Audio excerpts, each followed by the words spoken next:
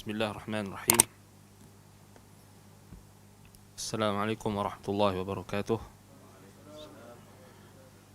Alhamdulillahi rabbil alamin.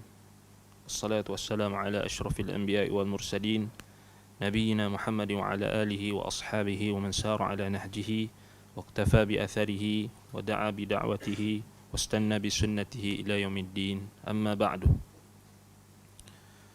Alhamdulillah, bersyukur kepada Allah Subhanahu wa taala kerana dengan izin dan juga nikmat daripada Allah Subhanahu wa taala kita dapat bertemu pada malam ini untuk kita meneruskan pengajian kitab Al-Qaulul Mufid ala Kitab Tauhid karangan Al-Allamah Al-Syekh Muhammad ibn Salih Al-Utsaimin rahimahullahu taala. Yang mana kita berhenti pada membahaskan berkenaan dengan makna taghut yang telah dikemukakan oleh Syekh, iaitulah takrifan yang jami' dan mani', takrifan yang paling padat dan yang paling lengkap adalah apa yang ditakrifkan oleh Al-Imam Ibnul Qayyim rahimahullahu taala, iaitulah ma tajawaza bihi al-'abdu haddahu min matbu'in au ma'bud au muta'. Apa sahaja yang melampaui had, yakni seorang hamba sama ada dalam perbuatannya ataupun hamba itu sendiri melampaui batasan, yakni batasan syarak. Hadnya itu kembali kepada syarak, had yakni batasan syarak, sama ada yang melampaui batas itu adalah pada yang diikuti matbu' au ma'bud atau yang disembah, au muta' ataupun yang ditaati. Dan Syekh berikan contoh, kita dah bincangkan sebelum ni, dan juga qaid, yakni ikatan yang penting untuk kita membezakan antara sesuatu sembahan ataupun sesuatu tokoh yang diikuti itu boleh kita namakan taghut atau tidak, iaitulah pada apa yang kita sebutkan sebelum ni, iaitu ikatannya wa muraduhu man kana radiyan bidzalika, iaitulah apa maksudnya sesiapa sahaja yang meredai hal itu, yakni ditujukan kepadanya. Kemudian Syekh berikan contoh orang yang diikuti al-matbu' seperti al-kuhan, as-saharah wa ulama isu, yakni dukun, bomoh, pawang, as-saharah tukang sihir, dan juga ulama su, ulama yang mengubah hukum hakam, yang menghalalkan sesuatu yang haram dan mengharamkan sesuatu yang halal. Al-ma'bud pula contoh yang diberikan oleh Syekh, iaitulah al-asnam, berhala. Wal muta' yang ditaati, seperti al-umara, yakni pemimpin, al-kharijina an ta'atillah, pemimpin, ketua-ketua yang keluar daripada ketaatan terhadap Allah. Fa idza takhadhahum al-insan arbaban yuhillu ma harrama Allah min ajli tahlilihim lah wa yuharrimu ma ahalla Allah min ajli tahrimihim lah fa haula'i tawaghit. Maknanya kata Syekh di sini, yang diikuti itu, jika mereka menjadikan, yakni orang yang mengikuti mereka itu menjadikan mereka itu, pemimpin yang ditaati itu, sebagai Tuhan yang menghalalkan apa yang diharamkan Allah, dan disebabkan mereka menghalalkannya ataupun mengharamkan apa yang dihalalkan Allah kerana mereka mengharamkannya, maka bererti mereka ini adalah taghut. Mereka ini adalah taghut. Baik, kalau kita tengok apa yang dikemukakan oleh Syekh ini dalam hadis Nabi SAW yang diriwayatkan oleh Imam Ahmad dan Ashabus Sunan, iaitulah hadis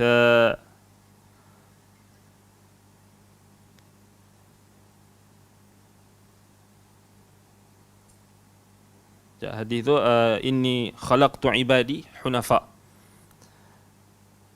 Kemudian fajtalat humus syayatin. Fajtalat humus syayatin. Sesungguhnya aku, kata Allah Subhanahu wa taala, yakni hadis itu hadis qudsi. Iaitu hadis itu hadis qudsi, lafaz dia dalam Sahih Muslim, dan juga dalam riwayat Imam Ahmad. Kita ambil yang lafaz dalam Sahih Muslim. Baik. Hadis daripada Iyad ibn Himar Al-Mujashi'i, anna Rasulullah sallallahu alaihi wasallam qala dhata yawmin fi khutbatihi, ala inna rabbi amarani an u'allimakum ma jahiltum mimma 'allamani yaumi hadha. Satu hari Rasulullah sallallahu alaihi wasallam berkhutbah. Kemudian baginda bersabda, ketahuilah sesungguhnya Tuhanku telah memerintahkan kepadaku untuk mengajarkan kalian apa yang kalian jahil. Amarani Rabbi, inna Rabbi amarani an u'allimakum ma jahiltum mimma 'allamani yaumi hadha. Yani Tuhanku telah memerintahkan aku supaya mengajar kalian apa yang kalian jahil, apa yang kalian tidak tahu. Iaitulah pada hari ini apa yang telah 'allamani Rabbi yaumi hadha, apa yang telah diajarkan oleh Tuhanku pada hari ini. Kullu ma nahaltuhu 'abdan halal wa inni khalaqtu 'ibadi hunafa kullahum. Kullu malin nahaltuhu 'abdan halalu. Maknanya setiap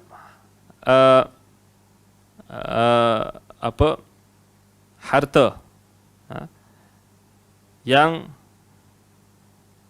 kullu malin nahaltuhu 'abdan halalu, yakni setiap harta yang aku telah berikan kepada seorang hamba, maka ianya halal.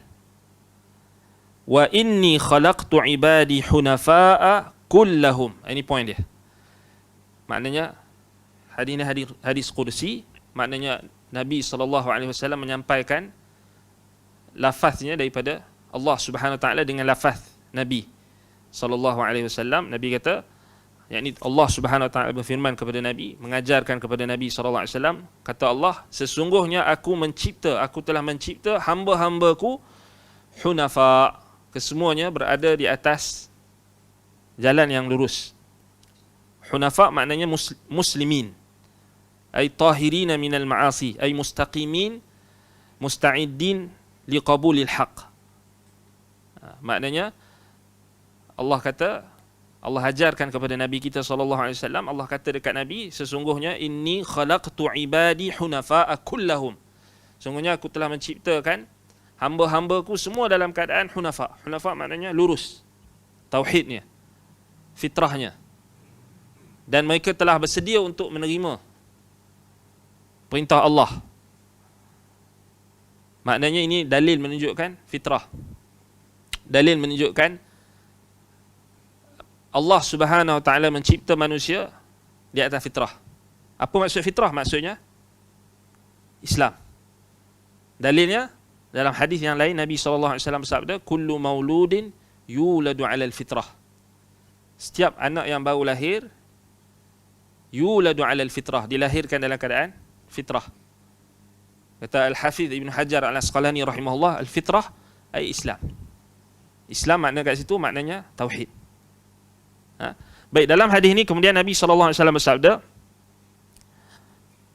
wa innahum atathumus syayatin, dan sesungguhnya datang kepada mereka syaitan-syaitan. Fajtalathum an dinihim, kemudian syaitan itu pun menyesatkan mereka, menyelewengkan mereka daripada agama mereka. Wa harramat alaihim ma ahlaltu lahum wa amarathum an yushriku bima lam unzil bihi sultana.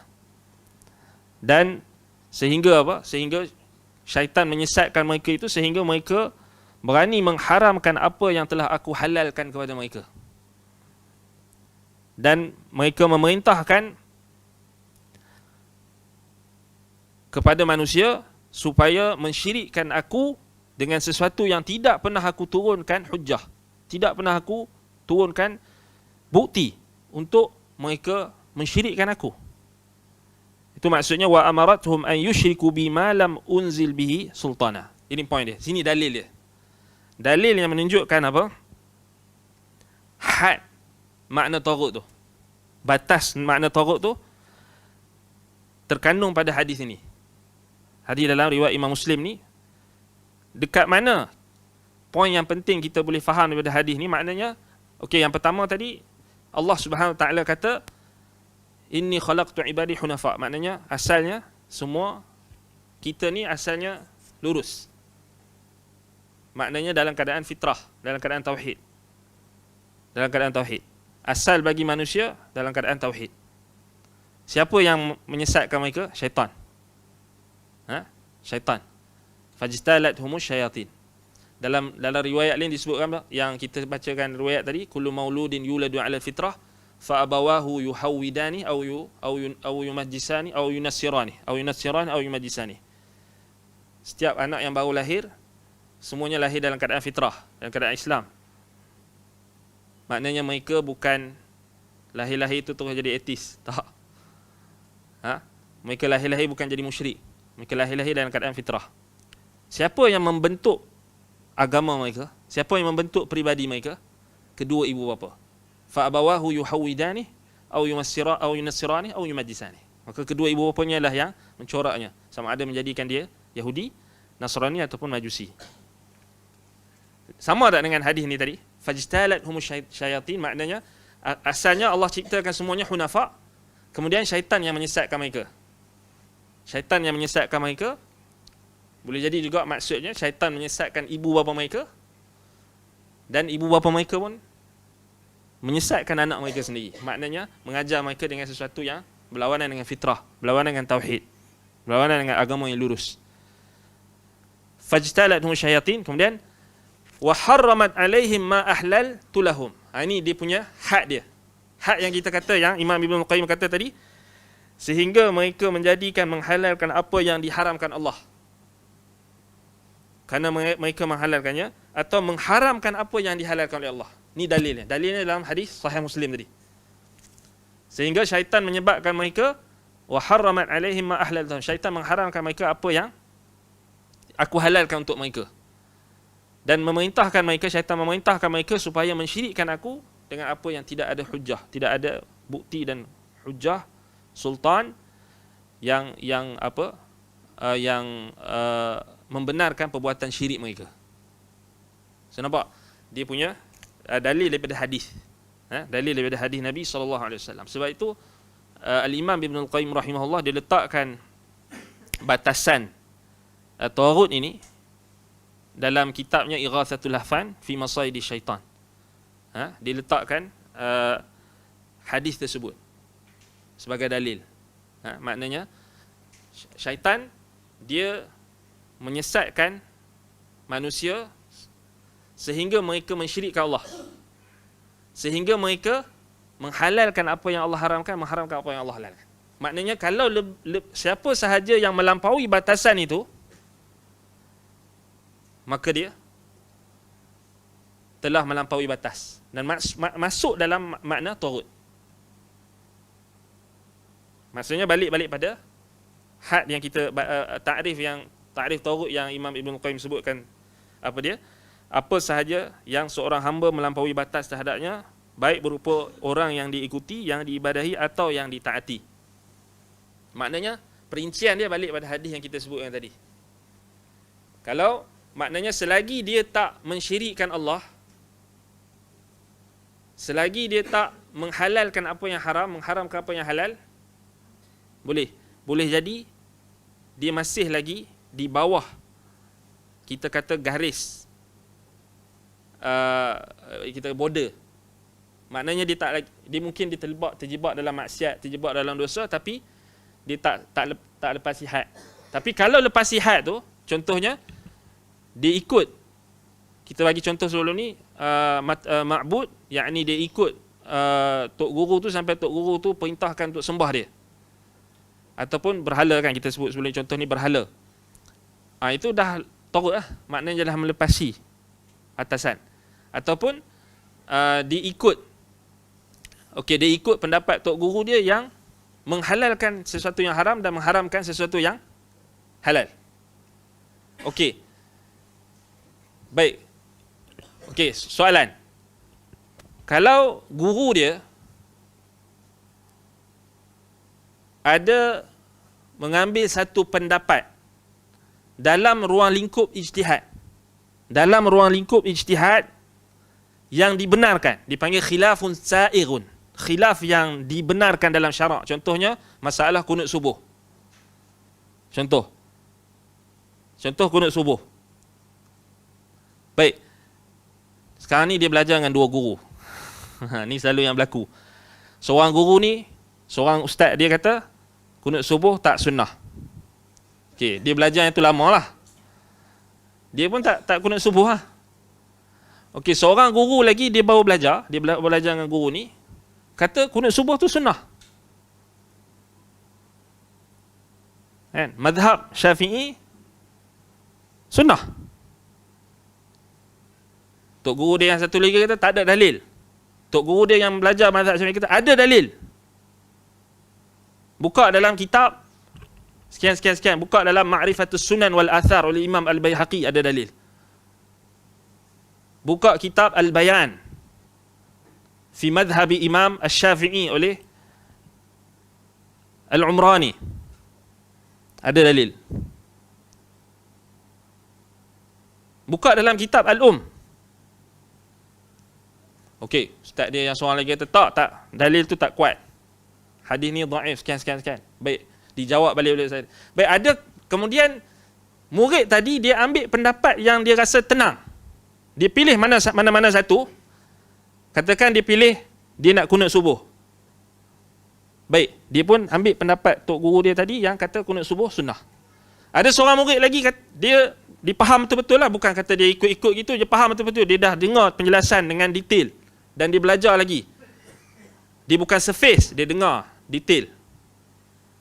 Kemudian dia rasa dia tak mau ikut pendapat tu dan dia nak ikut pendapat yang kata kunut subuh tu tak sunnah. Jadi dia kalau solat subuh dia tak kunut. Baik, adakah guru tadi termasuk dalam taurut? Tidak. Adakah murid tadi termasuk dalam perbuatan kita kata yang menjuruskan kepada melampaui batas? Tidak. Kerana apa yang menjadi perselisihan masih dalam ruang lingkup ijtihad yang dibenarkan. Baik, boleh tak dia ingkar kalau dia dah ada ilmu, dia ada dalil dan dia yakin dengan dalil-dalilnya, dia boleh ingkar. Bukan masalah kita kata dalam masalah ijtihad ni bukan tak boleh ingkar, boleh, tapi dengan ilmu. Dengan ilmu. Maknanya dia bantah dengan ilmu. Bukan dia pergi tarik mic orang, dia tengok ustaz tu baca kunut subuh, dia pergi rentak. Tak boleh lah. Kan? Ataupun dia bid'ahkan orang yang berkunut subuh. Jadi itu tak termasuk dalam makna ni. Ini kita kena faham. Sebab ada orang dia keliru. Dia kata tengok ni, dia ikut pendapat ustaz tu yang tak ada dalil. Lalu dia tuduh, dia kata ustaz tu taurut sebab telah berlawanan dengan dalil. Ini ada, bukan tak ada. Jadi dalam masalah khilafiyah, dalam masalah ijtihad, yang kita katakan khilaf itu adalah khilafun sa'irun, khilaf yang dibenarkan. Maknanya khilaf yang dibenarkan maknanya di sini dia tidak sampai terkeluar daripada had melampaui batas. Dia bukan melampaui batas. Maknanya kalau ada guru kita yang berpegang kunut subuh itu sunnah, kita tak boleh kata dia ni tak ikut sunnah. Ada guru kita yang kata tak sunnah, kita pun tak boleh kata dia ni tak ikut sunnah. Kalau kita nak ada orang tanya, apa pendapat ustaz kunut subuh? Kita kata pendapat kita tak ada nilai pun. Apa pendapat saya tak ada nilai pun sebenarnya. saya pun nukil daripada ulama. Memanglah kita kata dalam isu kunut subuh ni memang panjang lah kan, perbahasan dia panjang kan. Dan di kalangan ulama mazhab Syafi'i pun ada juga yang tak kunut subuh. Contohnya macam Abul Hasan Al-Karji, pengarang kitab Al-Fusul fi i'tiqadi a'immatil fuhul, kalau tak salah nama kitab tu. Abul Hasan Al-Karji, Abul Hasan Muhammad ibnu, saya ingat nama dia Muhammad ibn Ishaq ke apa Muhammad, sekejap nak check balik. Abul Hasan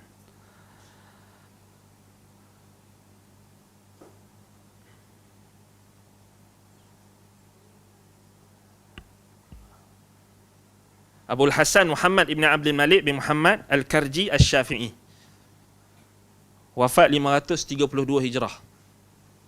Maknanya dia tabaqat yang ke-4 ke-5 ke-5 macam tu. Dia pengarang kitab Al-Fusul fi i'tiqadil a'immatil fuhul. Imam Ibn al-Jauzi rahimahullah ketika menjelaskan tentang terjemah biografi beliau, Imam Ibn al-Jauzi kata, wa kana muhaddithan faqihan sya'iran adiban ala madhhab Syafi'i illa annahu kana la yaqnutu fil fajri. Beliau adalah seorang muhaddis, faqih, berpegang dengan mazhab Syafi'i, kecuali beliau tidak berkunut dalam solat subuh. Maknanya walaupun dia tak berkunut dalam solat subuh, tak menyebabkan dia terkeluar daripada mazhab Syafi'i. Itu poin yang kita nak sampaikan. Sebab itu alasan Al-Imam Abul Hasan Al-Karji Al-Syafi'i rahimahullah, beliau ni pengarang kitab Al-Fusul fi i'tiqadi a'immatil fuhul, yakni kitab akidah salaf. Dan beliau antara yang, kalau kita tengok ulama-ulama Syafi'i yang Asy'ariyah memang bantai dia. Memang hentam dia. Sebab dia menjelaskan tentang apa dia kita kata kekeliruan dan juga penyelewengan yang berlaku di kalangan Asy'ariyah. Jadi memang kalau kita buka tabaqat kitab-kitab ulama Syafi'iyah yang Asy'ariyah, memang dia kena hentam lah. Dia orang tak suka, dan bahkan kadang-kadang dia orang cuba untuk tak sebut tentang beliau. Sedangkan beliau juga antara ulama dalam mazhab Syafi'i, ulama yang kita kata dia maksudnya mampu untuk berijtihad dalam mazhab. Walaupun dia bukanlah sebahagian ulama ada yang apa, sebahagian ulama Syafi'i ada yang tuduh dia macam-macam lah. Sebab semata-mata dia nak perjuangkan akidah salaf, akidah Asy-Syafi'i, usul Asy-Syafi'i.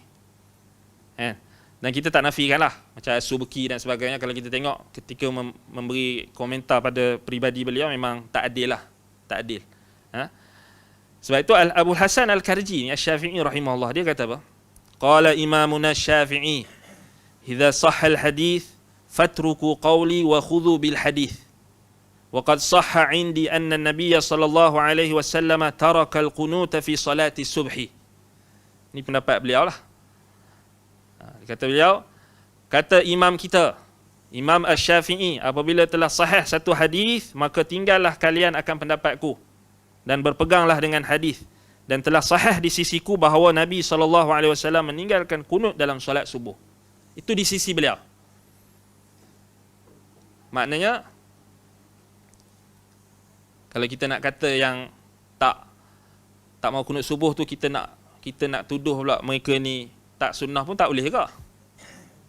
Maksudnya dalam isu macam ni kena berlapang dada lah. Kena berlapang dada. Kita boleh untuk pegang satu pendapat tu, tapi kita kena pastikan kita ada ilmu. Ada ilmu. Dan memang tak nafikan, bila ana dulu pun sama juga pegang, maknanya ambil daripada sini, tapi bila ana tengok balik dalil-dalil mazhab Syafi'i, dalil-dalil Imam Asy-Syafi'i dan dalil-dalil ulama Syafi'iyah dalam kitab Ma'rifatus Sunan wal Athar oleh Imam Al-Baihaqi, kemudian dalam kitab-kitab lain, dalam kitab muqarranah dalam mazhab Syafi'i seperti Al-Bayan dan sebagainya, dan kita nampak sebenarnya memang wajah, maksudnya kunut subuh tu dalilnya bukan kita tak mampu nak cakap, tak berani nak cakap hadis tu dhaif. Bila kita betul-betul tengok dan perhati. Dulu mungkinlah kita belajar surface kan, kita terus ambil yang ni. Ala kulli hal, tak apalah. Ini kalau orang yang mengaji hadis tak ada masalah. Kalau dia betul-betul tahu, dia boleh buktikan tentang ilal yang ada dalam hadis tersebut dan dia ada hujjah, tak ada masalah untuk dia pegang dengan pendapat tersebut.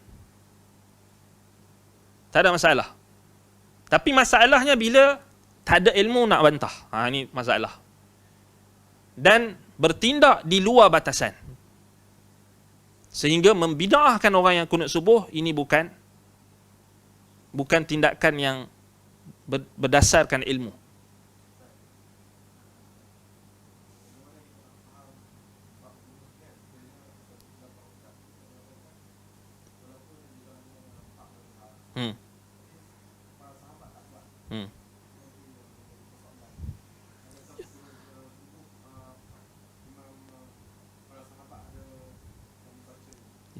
Itu kita kata dia kita kena faham masalah kita berbeza pendapat tak jadi masalah. Tak jadi masalah. Tapi yang jadi masalah apabila kita melampaui batas. Melampaui batas ni maknanya sampai kita menuduh orang yang kunut subuh tu tidak sunnah. Menuduh orang yang kunut subuh tu tidak sunnah. Bahkan kita tuduh bid'ah pula. Yang ni tak ada.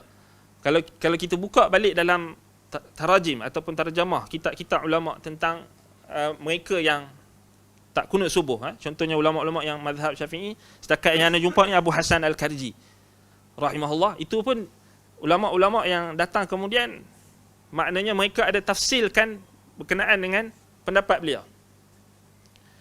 Tapi bukan kat sini kita nak bincang kan, lagi jadi tajuk lain. Tapi nak bagi tahu apa point, kenapa anda cerita benda ni, sebab kita nak bagi tahu sebahagian orang bila dia tak setuju, dia bersikap macam kita cakap tadi, dia terus kata bid'ah. Sama jugalah kalau orang yang dia tak mau kunut subuh, orang yang kunut subuh, dia tuduh orang yang tak nak kunut subuh tu tak sunnah, sama juga. Dua-dua pihak kalau melampaui batas, samalah. Sebab itu kita kata apa yang sepatutnya penuntut ilmu mereka perlu faham, bukan setakat kita berbeza pendapat, tetapi adab dalam berbeza pendapat itu juga kita kena perhatikan. Dipanggil adabul ikhtilaf. Sebab memang ada dulu cerita, ada dulu kisah yang memang menyedihkan, bila ada orang yang dia telah diberikan satu peluang untuk berdakwah di satu tempat, yang mana di tempat itu, surau atau masjid itu, mereka kunut subuh.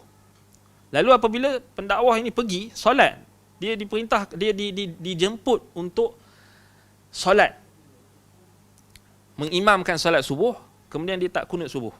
Menyebabkan apa? Jemaah itu menjadi last kali dia tak jemput dah. Akhir sekali tertutup. Sedangkan benda tu, maknanya kunut subuh ni bukannya perkara yang kita kata kita boleh, maknanya bukanlah satu yang kita kata benda yang dalam ruang lingkup ijtihad, kita tak bolehlah kata benda tu bid'ah kan. Hatta kalau kita pegang kata benda tu bid'ah sekalipun, tetapi ulama-ulama dalam kita tengok ulama-ulama muasirin, contoh macam Syekh Ibn Uthaymin, Syekh bin Baz rahimahullah, mereka tetap suruh kalau jemaah masjid itu kunut subuh, kunut juga. Dan itu juga ulama-ulama terdahulu. Maknanya supaya tidak berlaku perpecahan, tidak berlaku kekeliruan. Ini yang kita kena, maknanya kita kena tegur. Sebahagian orang kalau seorang individu tu dia berpegang dengan tidak mahu kunut subuh, itu hak dia. Tetapi bila dia berhadapan dengan pihak yang maknanya satu jamaah, sesebuah masjid, dan apatah lagi bila kita majoriti, bahkan kita di Malaysia ini memang semuanya bermazhab Syafi'i dari sudut qanun, dari sudut undang-undang. Maknanya kalau kita bersikap keras dalam bab ni sampai terus bid'ah terus tak mau solat lah dekat masjid tu, dia kata pasal apa? Pasal kunut subuh. Ini tak faham. Maknanya dia sendiri tak faham apa praktikal, macam mana ulama praktikkan perkara yang dalam ruang lingkup ijtihad. Kiaskan dengan semua perkara yang masuk dalam ruang lingkup ijtihad. Ijtihad kita panggil dalam ruang lingkup khilaf sa'irun, khilaf yang dibenarkan. Ijtihad fiqhiyah lah. Sebab itu kita kena belajar. Kita kena belajar, maknanya kita kena belajar tu kena ada taksil. Kita kena belajar tu daripada bawah, kemudian kita kena tahu apa dia tafarru' dalam sesuatu masail, dalam sesuatu isu. Maknanya sebab itulah kenapa ulama suruh membataskan pengajian, memulakan pengajian fiqh itu dengan apa kita kata, mengikuti disiplin. Dan itu antara yang diingatkan oleh masyayikh-masyayikh di Madinah. Antaranya Syekh Salih Al-Fauzan, Syekh Sulaiman Ar-Ruhaili.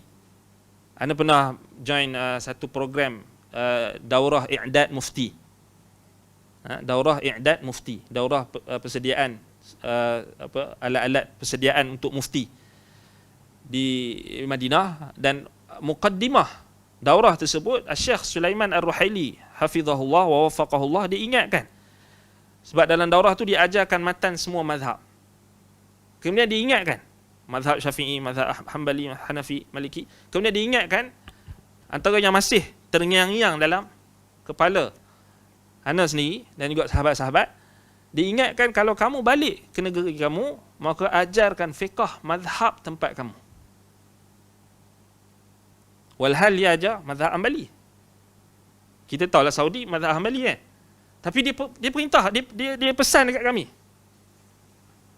bila kamu balik ke negeri kamu, kamu ajar masyarakat kamu fiqh berdasarkan fiqh tempat kamu, mazhab tempat kamu.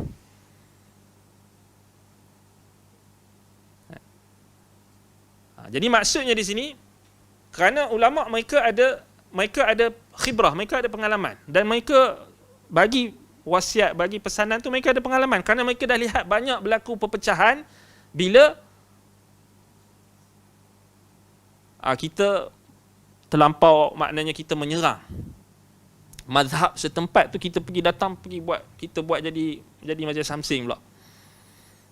Kita tak raikan. Sedangkan mazhab Syafi'i antara mazhab yang paling dekat dengan sunnah.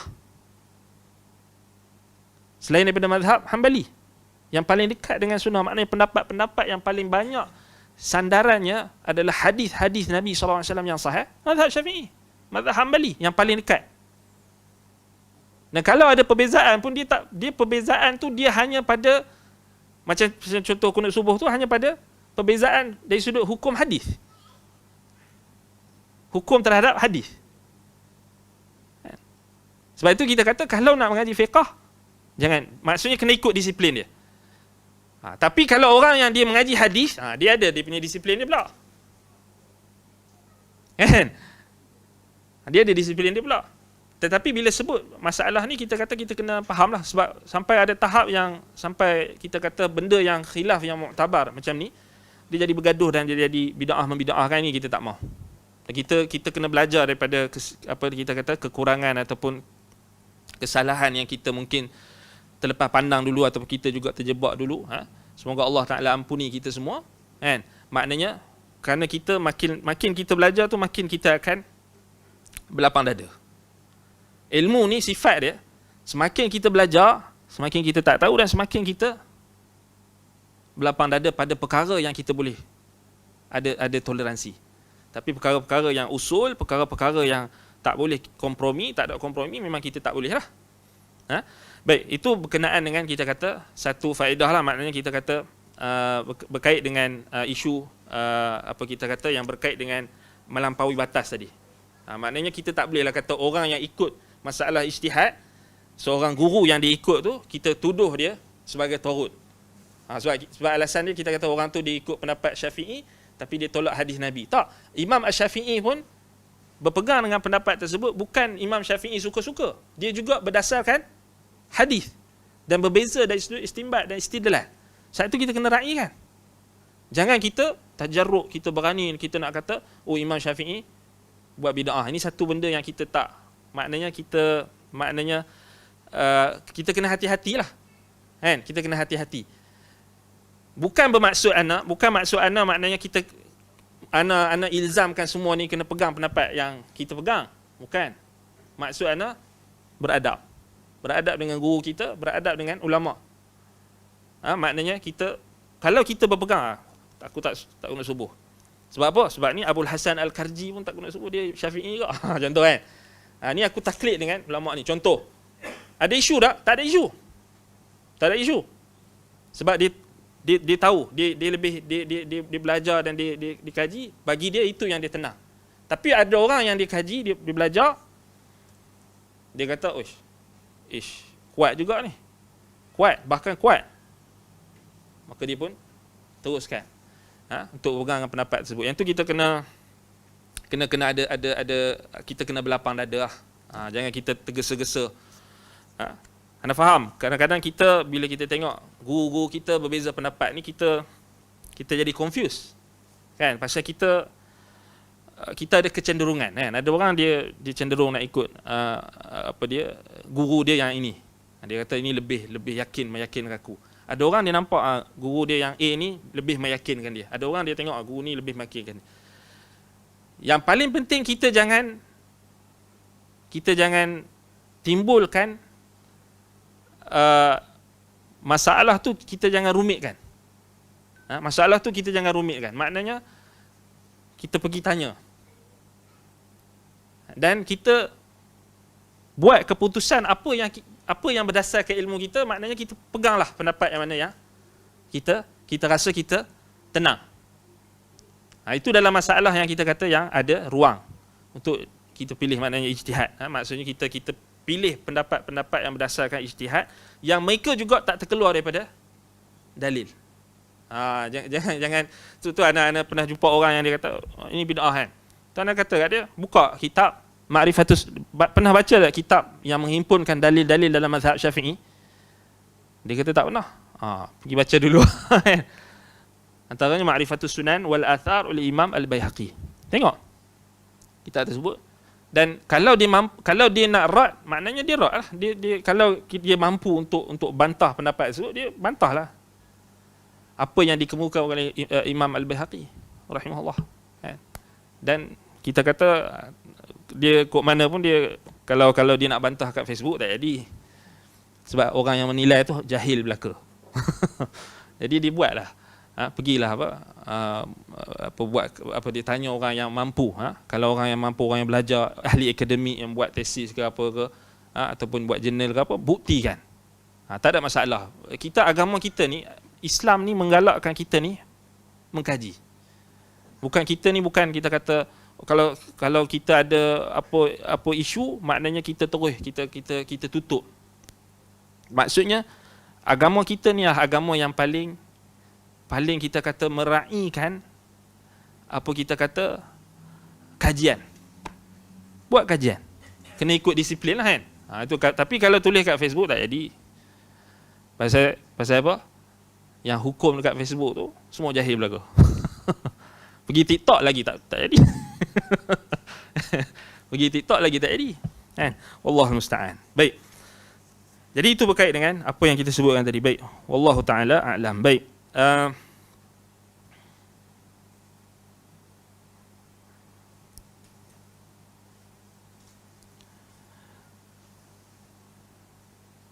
Kerana mereka mengharamkannya, berarti mereka ini adalah taghut, dan orang yang melakukan hal itu adalah pengikut taghut. Yang ini balik pada perkara yang kita kata sampai tahap menghalalkan dan mengharamkan. menghalalkan dan mengharamkan. Maka itu yang dikategorikan sebagai taghut. Base pada hadis dalam Sahih Muslim tadi. Base pada hadis tadi. Dan juga firman Allah Taala, alam tara ila alladhina utu nasiban minal kitab yu'minuna bil jibti wat taghuti wa yaquluna lil ladzina kafaru haula'i ahda minal ladzina amanu sabila. Alam tara ila alladhina utu nasiban minal kitab yu'minuna bil jibti wat taghut. Tidakkah kamu memperhatikan orang yang diberikan bahagian daripada kitab Taurat? Mereka mempercayai al-jibt, mereka beriman mempercayai al-jibt dan taghut, dan mengatakan kepada orang-orang kafir musyrikin Mekah bahawa mereka itu lebih benar jalannya berbanding orang-orang beriman. Baik, ini ayat yang digunakan oleh Syekh rahimahullah untuk menjelaskan tentang kita kata makna taghut. Makna ni dalil dia. Dalil dia. Baik. Jadi ayat ni kalau kita tengok dalam tafsir At-Tabari disebutkan apa? Imam At-Tabari rahimahullah, Abu Ja'far At-Tabari rahimahullah sebutkan alam tara biqalbika ya Muhammad. Tidakkah kamu melihat, memerhatikan dengan hatimu? Yang ni pandangan sini pandangan hati. Wahai Muhammad, ilal ladzina u'tu haddan min kitabillah fa'alimuh.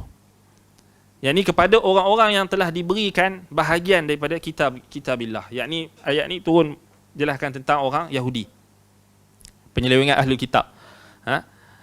Mereka fa'alimuh, mereka mengetahui isi kandungan kitab. Yu'minuna bil jibti wat taghut.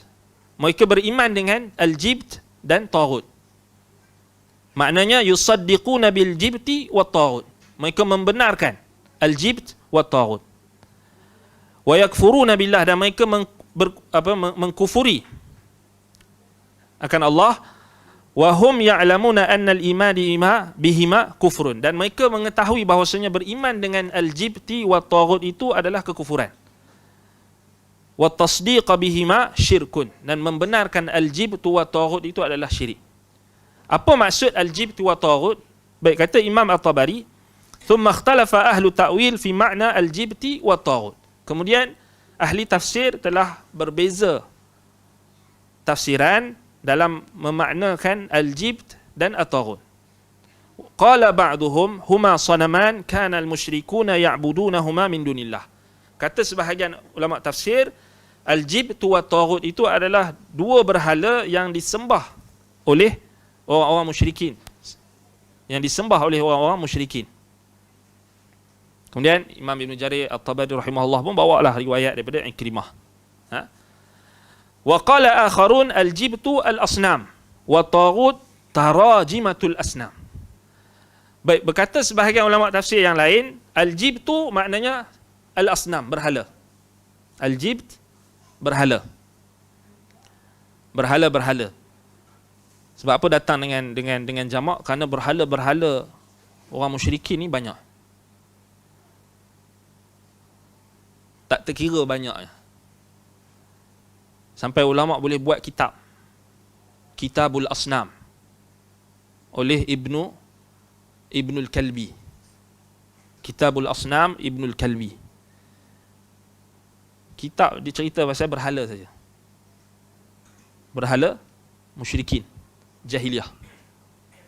Termasuk juga berhala-berhala umat-umat terdahulu yang mujawirah, yang berdekatan dengan kaum jahiliah Arab.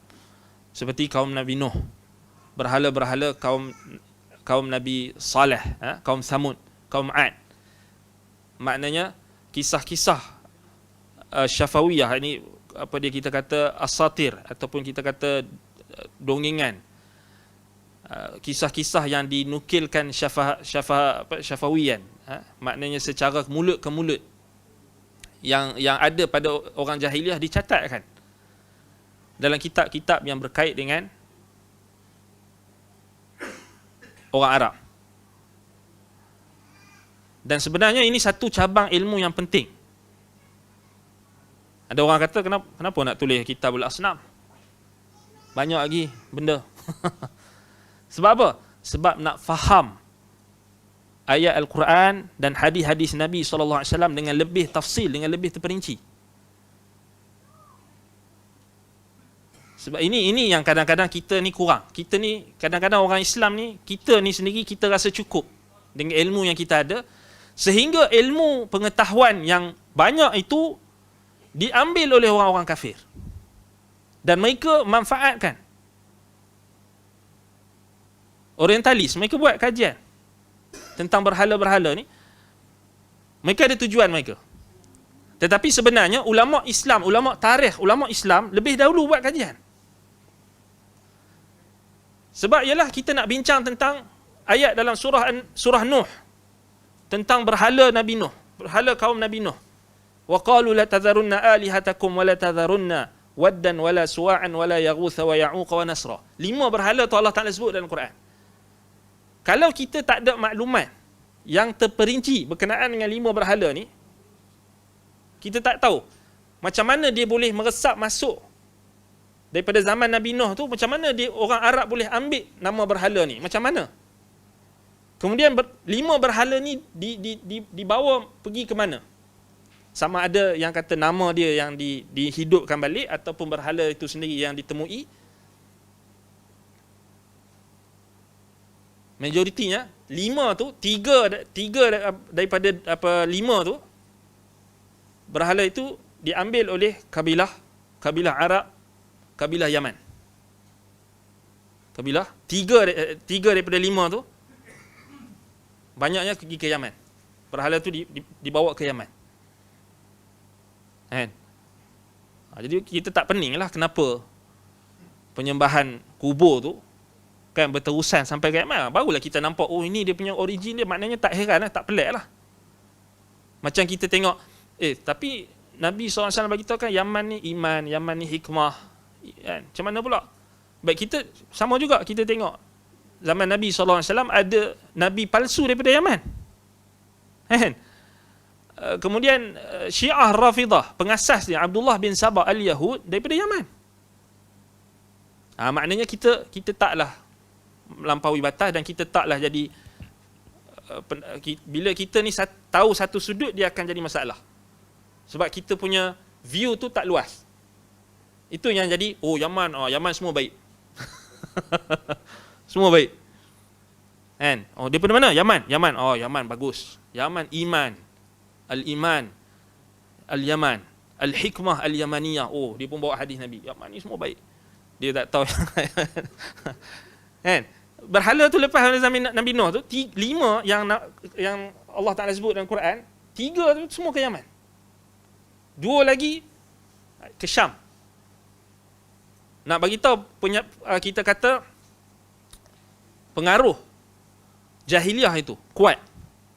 Selain daripada kita tahu Yaman itu juga Nabi puji merujuk kepada Ansar. Yang Nabi puji Yaman tu merujuk kepada Ansar, bukan semua orang Yaman. Kena faham. Orang Ansar, Aus dan Khazraj, kerana mereka usul Yamaniyah. Mereka nasab mereka sampai ke usul Yaman. Itu kita kena faham. Jadi orang kafir mereka kaji. Dan mereka kaji itu macam-macam tujuan. Tapi kita agak kurang. Dia berkaji tentang makanan orang Arab. Makanan orang Arab dia berkaji. Apa orang Arab makan? Kita buka satu kitab tu, tesis tentang makanan orang Arab. Orang yang tulis tesis tu adalah orang kafir. Tahun 1994, lama dah. Buat kajian tu lama. Baru kita tahu sebenarnya orang Arab ni, dia waktu dia susah, waktu kemarau ke atau susah kesusahan, kering kontang dan sebagainya, antara makanan yang mereka akan makan adalah arnab. Maknanya arnab ni makanan yang makanan ketika susah. Mereka buru arnab. Sebab itu kita tengok dia, kalau kita pergi negara Arab, dia orang tak akan jamu arnab, betul ya? Sebab arnab tu adalah makanan yang last choice lah kita kata. Kalau susah tu baru cari arnab. Barulah kita tahu orang Arab dia memang makanan utama dia, maksud makanan ketika dia senang dan sebagainya, unta, kambing. Itu makanan mewah lah. Kita bela arnab kan. Kita jamu orang Arab, dia arnab tu makna kalau orang yang betul-betul dia tahu tabiat orang Arab, maksudnya arnab tu maknanya last choice lah. Jadi kalau ada kawan kita orang Arab, maknanya tapi berubah dah sekarang kan. Tak sama macam dulu dah kan. Dia orang pun dah liberal lah dalam makan ni.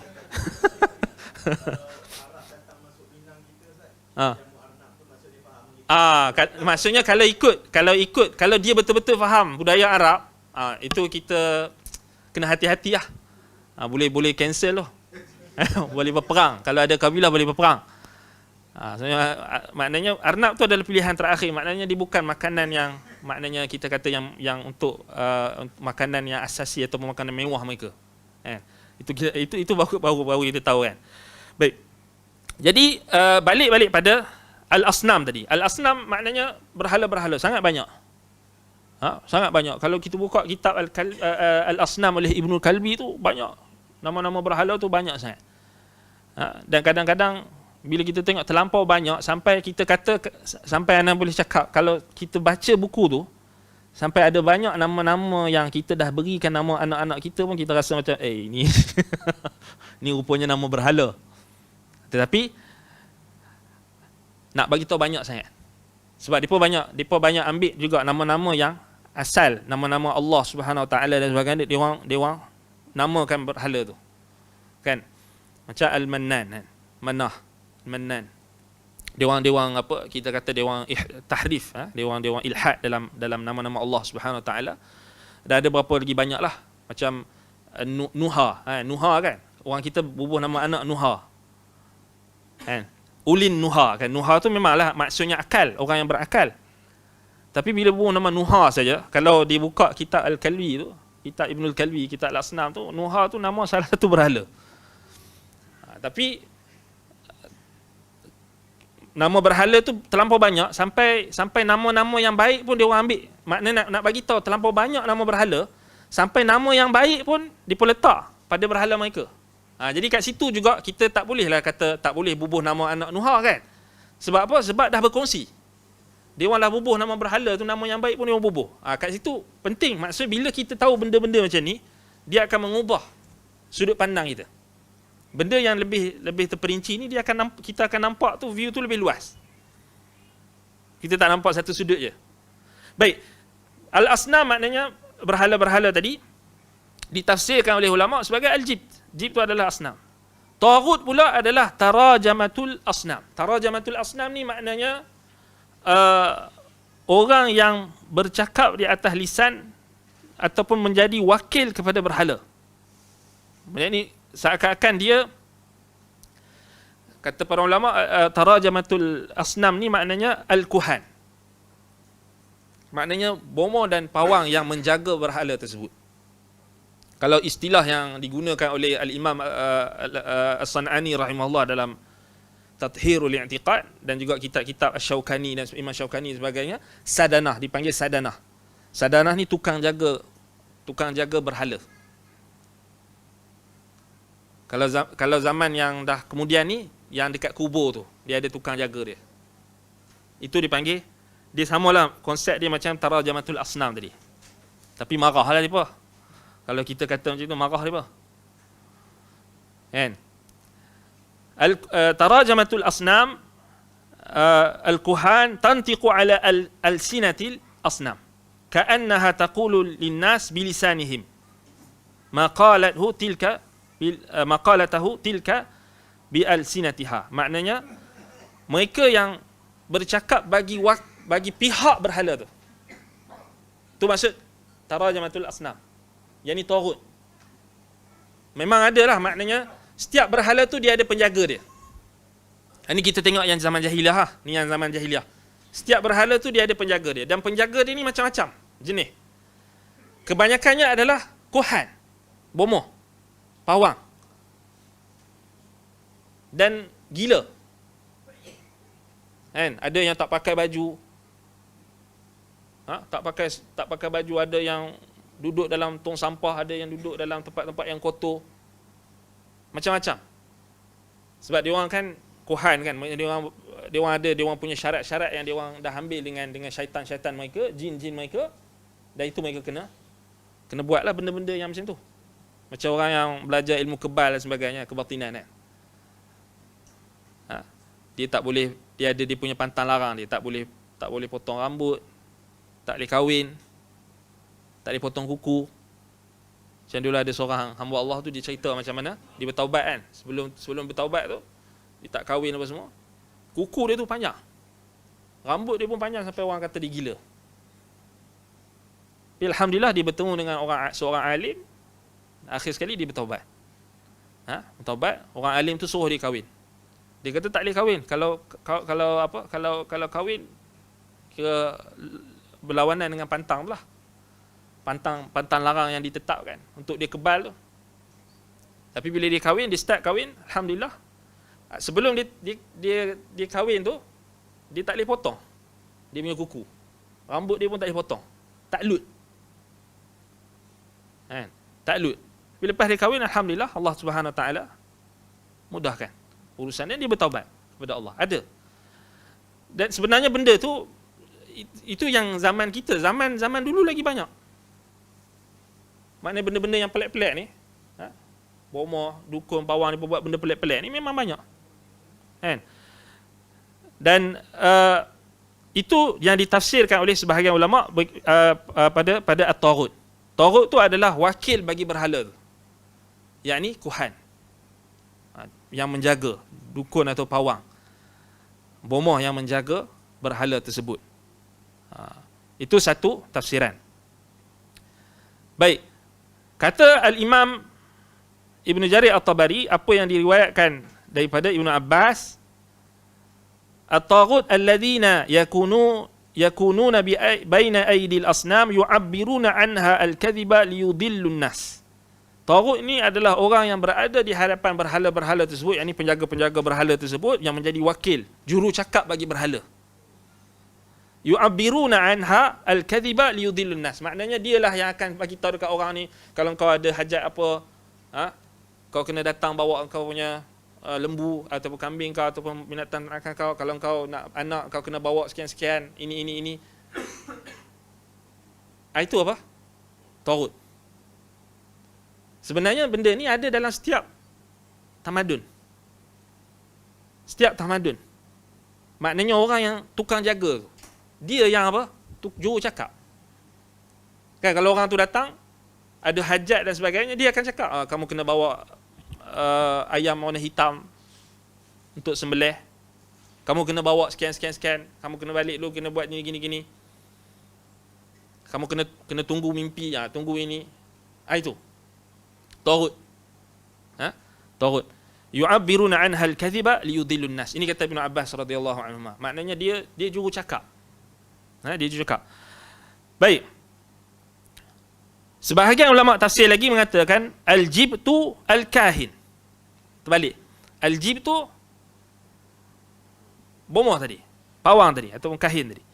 Wa taghut rajulun minal yahud yud'a Ka'ab ibn al-Ashraf wa kana sayyidul yahud. Ini juga satu tafsiran ulama, iaitu taghut itu merujuk kepada seorang lelaki di kalangan Yahudi yang bernama Ka'ab ibn al-Ashraf, dan dia adalah pemimpin bagi orang Yahudi. So, tengok.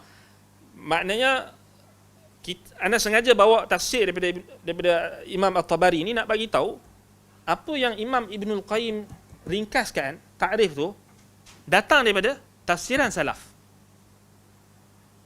Maknanya Imam Ibnul Qayyim dia bukan buat tafsiran sendiri. Syekh Ibn Uthaymin tak buat tafsiran sendiri. Sebab itu kalau kita tengok pendapat yang tafsir yang ketiga tadi, taghut tadi disebutkan apa? Lelaki daripada Yahudi, iaitu Ka'ab ibn al-Ashraf, dia adalah pemimpin Yahudi. Itu ada kisah dia. Jadi terkeluar tak daripada ta'rif Imam Ibn Qayyim tadi? Tak terkeluar. Min ma'budin matbu' atau muta'. Mana Ka'ab ibn al-Ashraf, pemimpin Yahudi tadi, termasuk dalam contoh yang kita sebutkan apa? Orang yang ditaati dan juga orang yang diikuti. Sebab dia adalah pemimpin kaumnya. Dan dia ada sebab nuzul ayat tu. Kita tak bincanglah tentang sebab ayat nuzul ayat tu, maknanya boleh rujuk sendiri dalam tafsir. Tafsir Ibn Kathir rahimahullah pun ada menjelaskan tentang ayat tersebut. Baik. Jadi Allah tidak mengatakan mereka adalah taghut. Dekat sini walam yaqul innahum tawaghit. Walam yaqul innahum tawaghit. Maknanya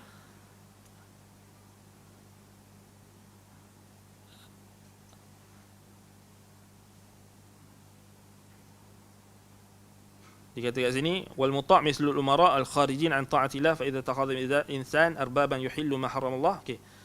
Sampailah ayat alam tara ila alladhina utu nasiban minal kitabi min nabiyyin wa taghut wa lam yaqul innahum tawaghit. Wa lam yaqul innahum tawaghit.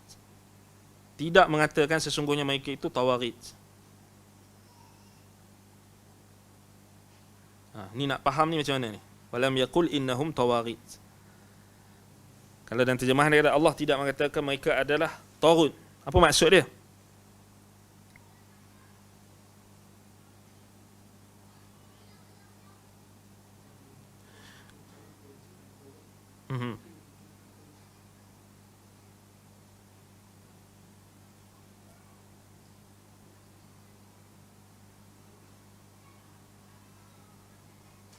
Tak apa, kat situ kita skip dulu. Kita nak kena refer balik. Kita rujuk balik. Tak hadir, tak sampai kat sini.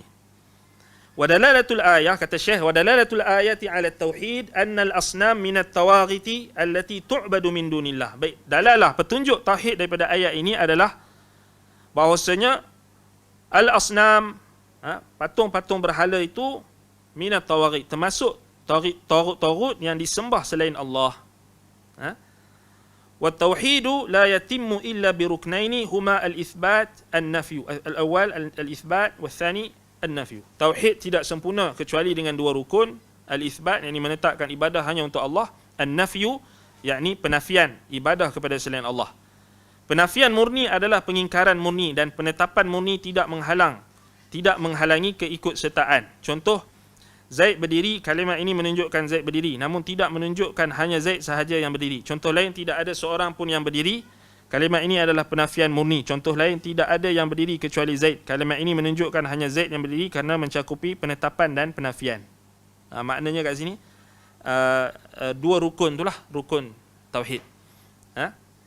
Dua rukun tauhid yang isbat dengan nafi. Maknanya kita kata dari sudut bahasa, Syekh sentuh dekat sini, dari sudut contoh bahasa lah. Kalau kita kata Zaidun qa'imun, maknanya dia hanya menunjukkan subutul qiyam li Zaid, maknanya menunjukkan Zaid berdiri, dan tidak menunjukkan infiradihi, tak menunjukkan kita kata kita kata dia sahaja yang berdiri. Tetapi kalau kita datang walam yakum illa Zaid, tidak berdiri melainkan Zaid, maknanya itu menunjukkan dia seorang saja yang berdiri. Maknanya kita kiaskan pada la ilaha illallah, tiada ilah yang berhak disembah melainkan Allah. Itu maksud dia. Saya hanya nak bagi contoh dari sudut bahasa. Pentingnya dua rukun tadilah. Baik. Wa qawluhu al-ayah ay ila akhiril ayah wa tuqra'u bin nasbi imma ala annaha مفعول به لفعل محذوف تقديره أكمل الآية أو أنها منصوبة بنزع الخافض أي إلى آخر الآية. Ini pun faedah nahwiyah, i'rab. Dari sudut i'rab maknanya asalnya dia pada matan lah, pada matan kitab tauhid tu Syekh sebut, Syekh Muhammad bin Abdul Wahhab rahimahullah disebut ayat. Dia tak sebut ayat lengkap. Ya alam tara ila alladhina utu nasiban minal kitabi yu'minuna bil jibti wa taghut, sampai situ saja. Kemudian Syekh sebut al-ayah.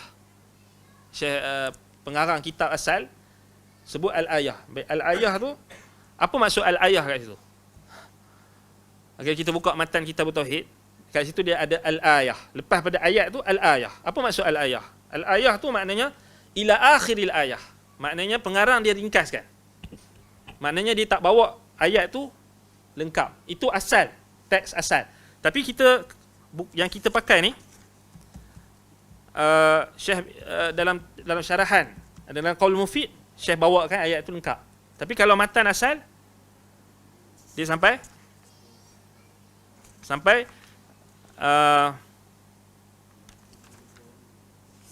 bitorut je kan.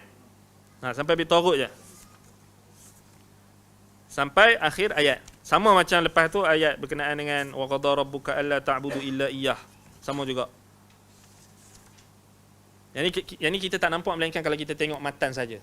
Al-ayah tu maksudnya ila akhiril ayah. Dan dibacakan kalau ila akhiril ayah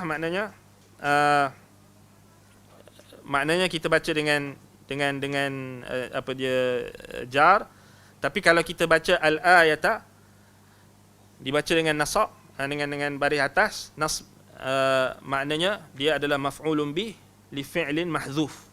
Fi'il dia dimahdzufkan, takdirnya akmilil ayata.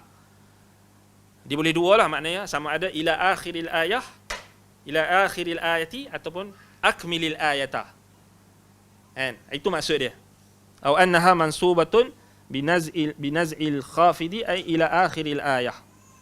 Ila akhiril ayah. Ataupun dia boleh juga kita kata mansub dengan apa? Apa dia membuang baris bawah ila akhiril ayah. Baik. Wa wajhul istishhad bi hadhihi al-ayah, yang itu tak pentinglah. Itu bukan tujuan Syekh nak syarah kita ini. Itu hanya selingan faedah lughawiyah. Wa wajhul istishhad bi hadhihi al-ayah li kitab tauhid annaha dalatun ala ijma'ir rusul alaihi salatu wassalam ala ad-da'wati ila at-tauhid wa annahum arsalu bihi liqaulihi ta'ala an i'budullaha wajtanibut taghut. Baik, ini balik pada ayat yang walaqad ba'athna fi kulli ummatin rasulan an i'budullaha wajtanibut taghut. Maaf, kat situ je ayat yang al-ayah tadi kan. Ayat tengok, bila kita tak bergantung pada teks asal, kita asal matan asal, makna kita dah celaru lah. Sebab tu penting kena ada matan tu. Kan? Kena ada matan tu baru kita nampak. Tapi tak apa. Ala kulli hal kita, maknanya ayat yang asal yang Syekh nak bahas kan, ayat mana? Surah An-Nahl ayat 36. Cuma ayat yang dalam surah An-Nisa ayat 51 tu penjelasan. Itu syarah dia. Itu syarah dia. Maknanya ayat dalam surah An-Nisa 51 tu tak ada dalam matan. Tak ada dalam matan. Tu dalam syarahan. Asal dalam matan dalilnya walaqad ba'athna fi kulli ummatin rasulan an i'budullaha wajtanibut taghut. Yang tu, taghut tu. Sampai situ al-ayah. Ayat An-Nahl ayat 36. Itu dalil. Dalil yang dibahaskan oleh Syekh, kemudian Syekh bawa ayat lain yang menjelaskan. Ayat dalam surah An-Nisa ayat 51. Jadi ini ulama kan, maknanya bila dia syarah maksudnya jadi panjang dan sampai kadang-kadang kita, kalau kita tak kita akan tersasar. Mana kita tak tahu dah mana. Kan? Kat mana dia punya asal dia. Kan? Tapi alhamdulillah maknanya taklah kita kata tersasar jauh kan. Taklah tersasar jauh. Maknanya kita dapat jumpa balik lah. Kita dapat jumpa balik tadi ayat tu. Baik. Kau apa dah? 10.40 dah. Sekejap lah. Baik. Naktafi bihadzal qadar, maknanya kita berhenti kat sini lah. Berhenti kat sini. Dah 10.40. Baik, lepas ni maknanya Syekh akan bincangkan tentang ayat dalil yang berikutnya. Wa qada rabbuka alla ta'budu illa iyyah. Qada dekat situ apa maksud dia? Qada. Apa maksud qada dekat situ? Adakah maksudnya qada syar'i atau kauni, ataupun dua-dua sekali, ataupun salah satu? Dan apa kita akan tengok nanti apa tafsiran ulama pada makna al-qada dekat situ. Wa qada rabbuka alla ta'budu illa iyyah. Baik.